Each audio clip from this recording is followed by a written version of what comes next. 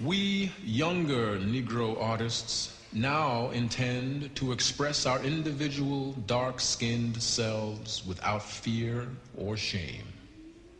If white people are pleased, we are glad. If they are not, it doesn't matter. We know we are beautiful and ugly too. If colored people are pleased, we are glad. If they are not, their displeasure doesn't matter either. We build our temples for tomorrow, strong as we know how, and we stand on top of the mountain, free within ourselves. You have a good time. Mm-hmm. It's not going to be a speakeasy. It's not going to be just a talking head there.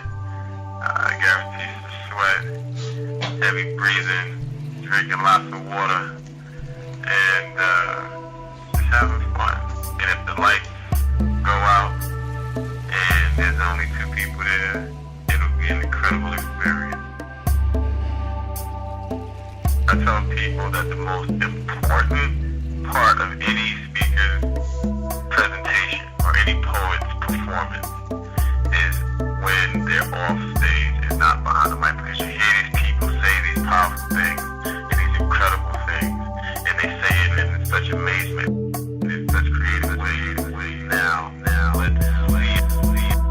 I am the darker brother.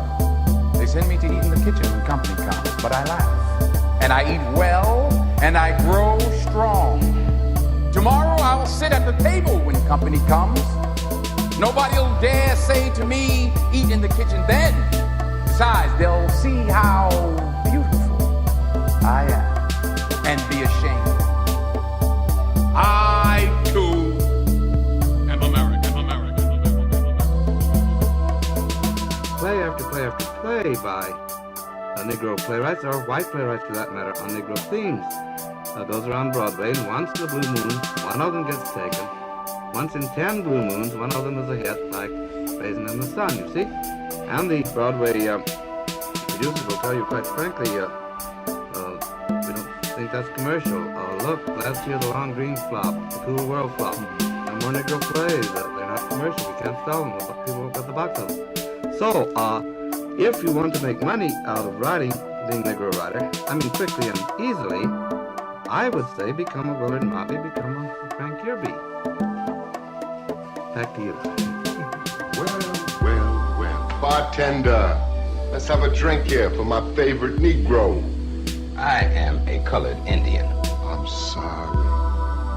But tell me, my brave buck, how come it is you find yourself living in a furnished room in Harlem rather than on a reservation? I am a Blackfoot Indian, Daddy-O, not a red one. And anyway, Harlem is where I always wanted to be. I love Harlem. What do you love about Harlem? It's so full of Negroes. I feel like I got protection. Protection from what? From white folks. Anyway, I love Harlem because it belongs to me. Harlem does not belong to you. You do not own the houses in Harlem. They belong to white folks. I may not own them, but I live in them. They drugged me over here from Africa. They slaved me. They freed me. They lynched me. They starved me during the Depression. Jim Crowed me during the war.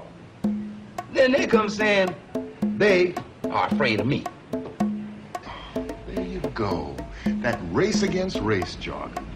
There'll never be peace that way. You talking about what ought to be. I'll take Harlem. At least if trouble comes, I'll have my own window to shoot from.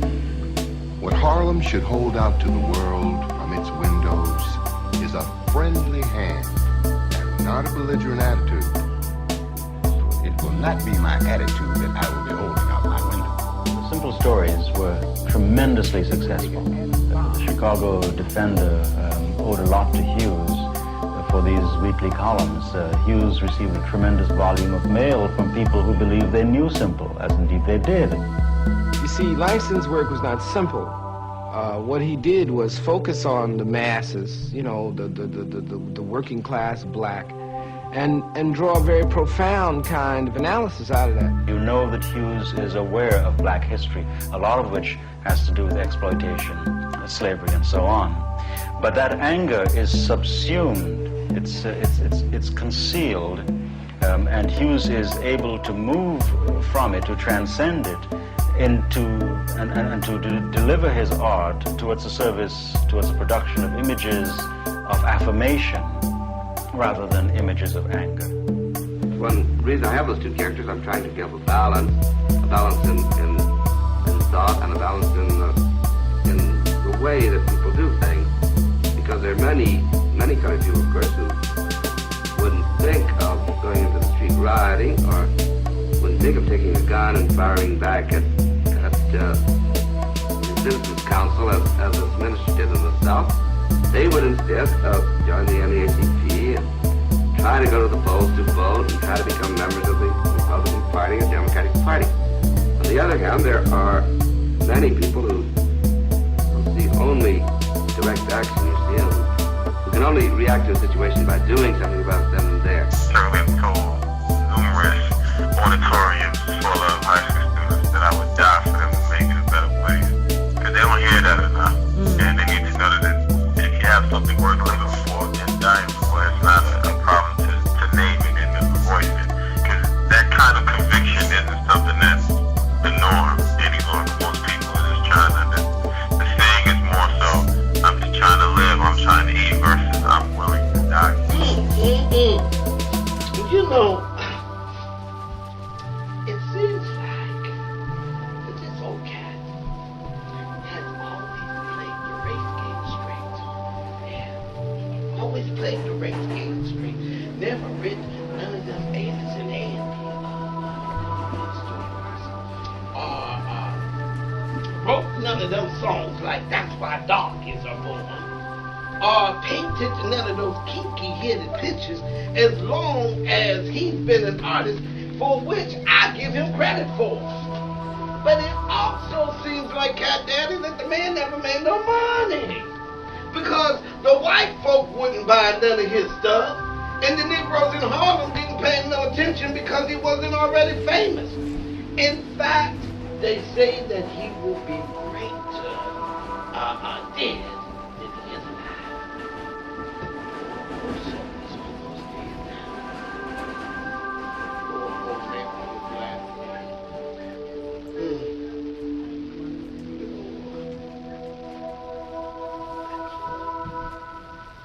Is that function to catch some of his glory?